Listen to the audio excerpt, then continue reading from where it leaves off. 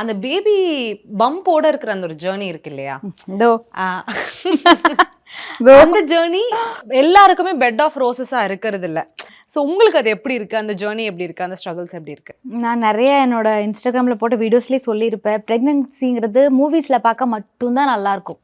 ஐயோ ப்ரெக்னன்சி வாந்தி எடுக்கிறாங்க, அப்படியே குழந்தை பெற்றுக்கிறாங்க, சூப்பர் மாங்காய் சாப்பிடுவாங்க, அடுத்த சீன்ல குழந்தை குழந்தை அப்படியெல்லாம் ஒன்றும் இல்லைங்க. ப்ரெக்னன்சிங்கிறது ரொம்ப கஷ்டமான விஷயம். எல்லாத்துக்கும் எப்படின்னு எனக்கு தெரியல, நான் என்ன சொல்கிறேன், ரொம்ப ஸ்ட்ரகிளுங்க. தூங்க முடியாது, எந்திரிக்க முடியாது, வாந்தி, ஹிப் பெயின், நெக் பெயின், அது இது கஷ்டப்பட்டு. ஆக்சுவலி இந்த ப்ரெக்னன்சிங்கிறது ஒரு சாக்ரிஃபைஸ்.